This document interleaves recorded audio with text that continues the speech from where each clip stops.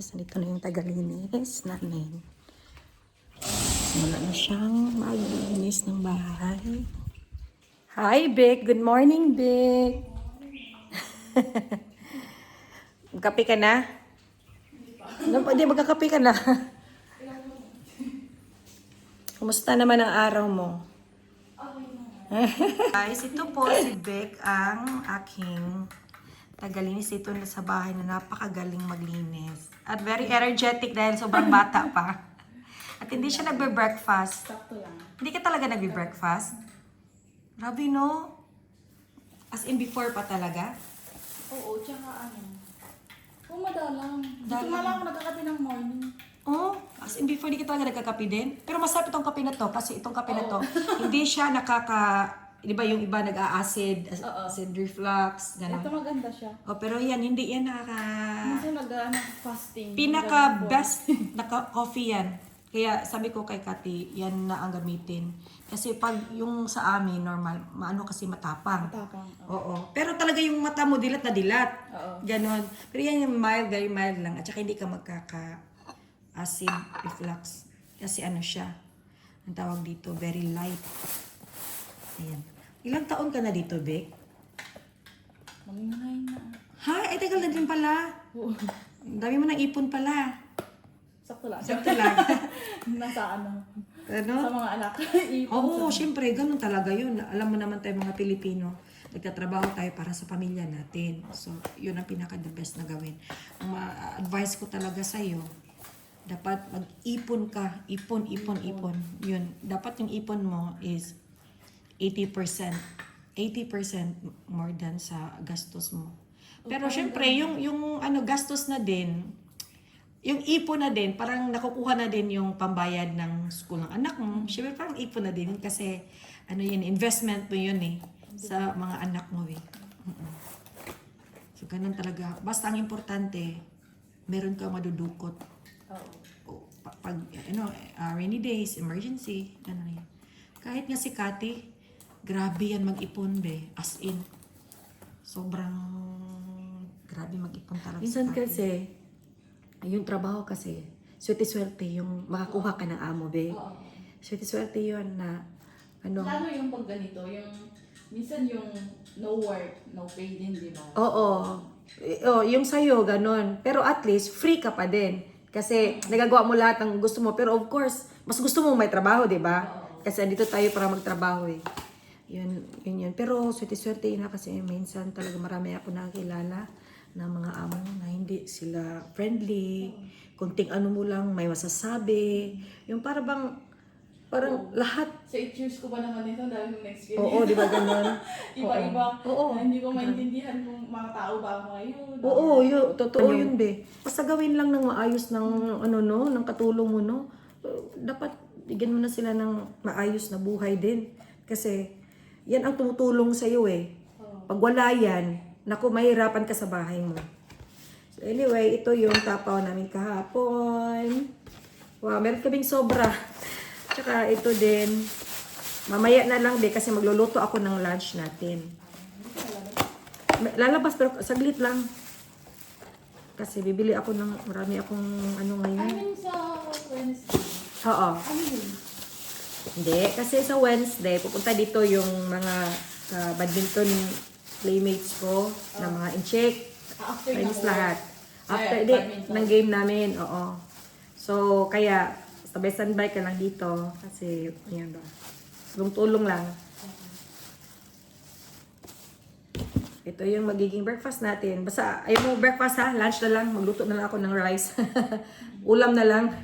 Hi guys, alas 6 na dito at napakaganda ng sunset. Ipapakita ko sa inyo. Sobrang ganda. So yun guys, sunset. Lang hindi siya nabibigyan ng justice sa camera pero napakaganda niya tingnan ng malayuan.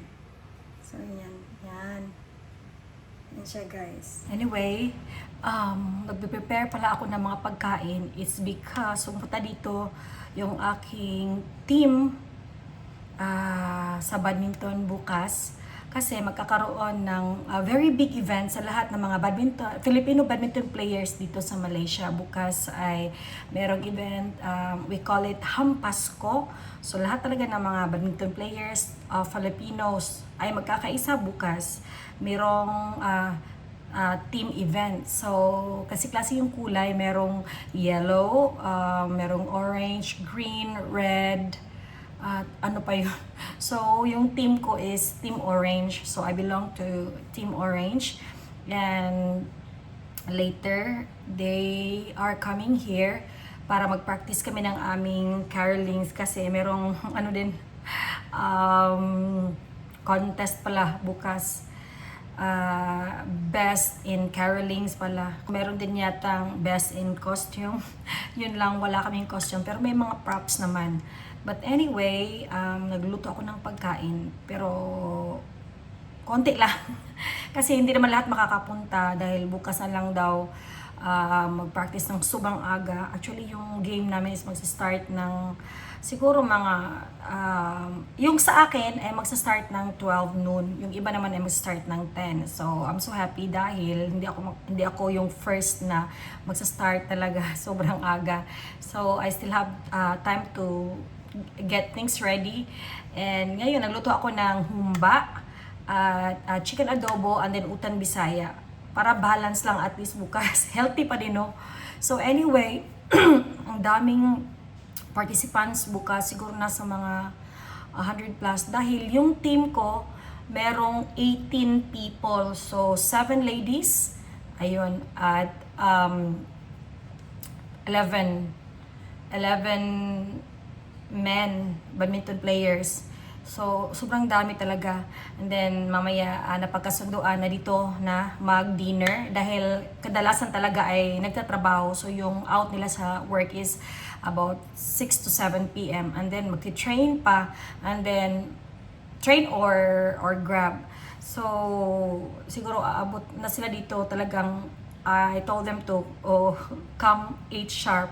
Kaya nagluto na lang ako ng hapunan para hindi na sila mag-dinner before coming here para mabilis yung practice namin mamaya dahil talagang hindi namin alam kung anong gagawin namin bukas. But anyway, nakabili ako ng wait, ipapakita ko sa inyo. So yung, ay nalilipad din pala ako ng mga, ayan, wrapping papers. And then, so ito yung magiging hairdo ng mga babae para sobrang makulay lang. And then, bumili din ako ng mga pom-poms. Ayan, iba't ibang kulay pa ito, guys. Ayun. Sobrang dami kong nabili. At saka ito, para sa mga lalaki. Ayan. Very cute. Ayan. So, ito yung sobrang dami talaga. Ayan. Ito lang yung magiging props namin bukas. Dahil lahat ay busy.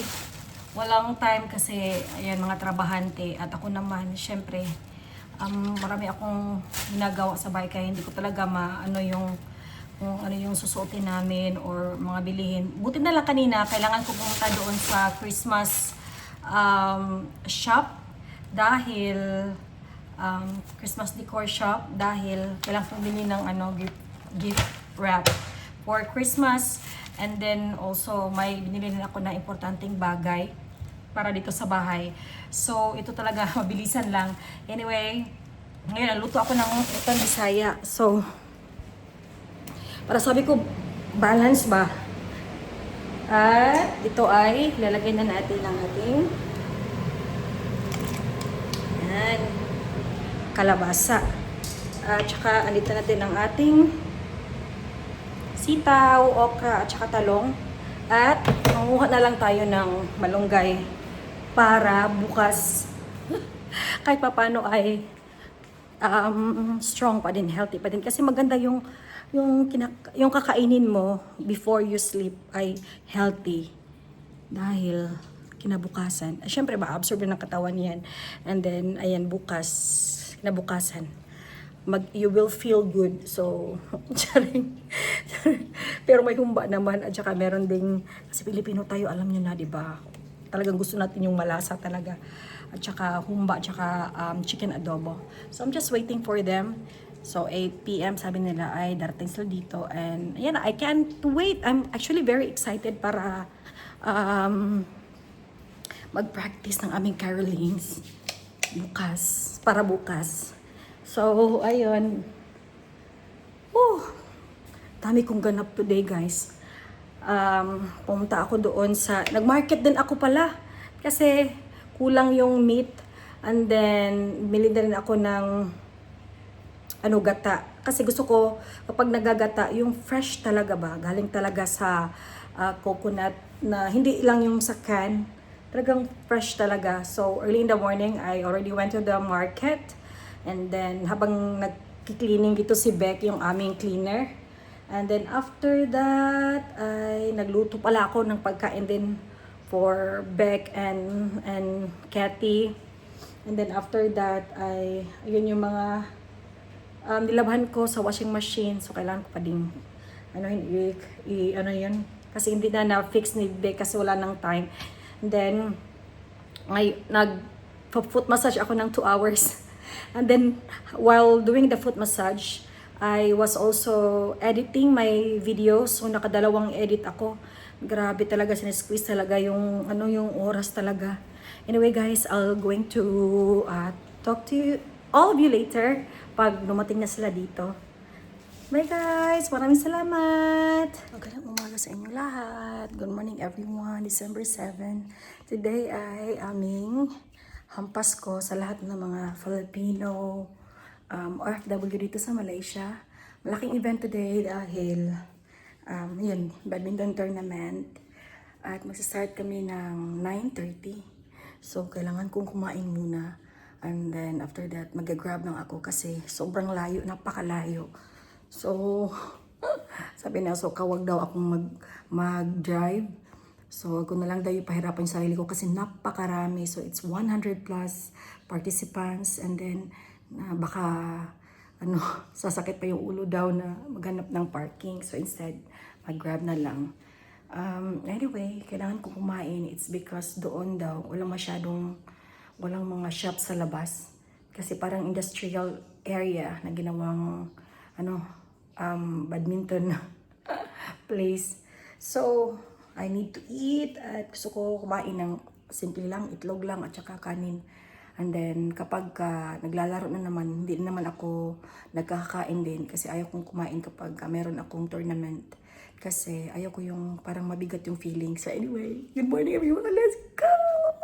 I'm so excited! Kagabi din ako nakapag-vlog. It's because, grabe, seryoso kami sa aming practice sa caroling namin kasi mamaya may competition din ito. So, one of the competitions. I'm so excited. So, mag-prepare muna tayo ng ating pagkain. Sayang to kasi hindi ko pa naluto. Gusto ko sanang lutuin pa talaga pero wala akong time. As in, sobra. Ano pa naman ako dito natirang pagkain. Lantakan na lang natin to kasi kahapon nagluto nga ako. Anyway. Guys, tayo na. Punta na tayo, guys. Yay! At andyan na yung grab car ko. And guys, finally, dito na ako sa grab car. Grabe yung pawis ko. Umagang-umaga, may napawisan ako kasi bigat ng bag. In 200 meters, turn right onto Jalan Gasing. So, 15 kilometers. Siguro. So, darating tayo ng 8:44, guys. For 800 meters. Buti na lang wala masyadong traffic at sana all the way walang traffic talaga. Clear naman. Clear.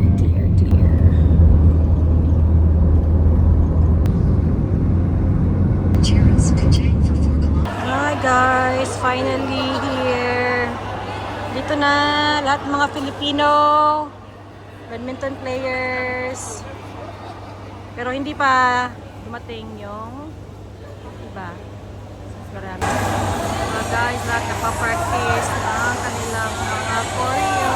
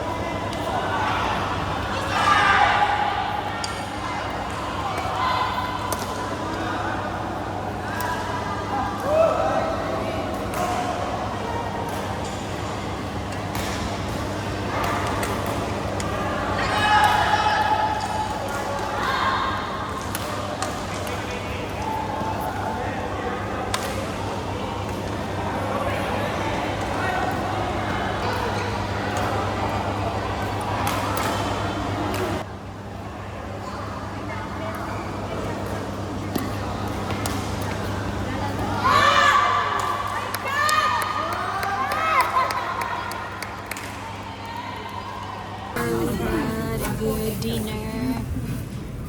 Family. Tinitingnan ko kung ano to. Kaso paano ko malalaman?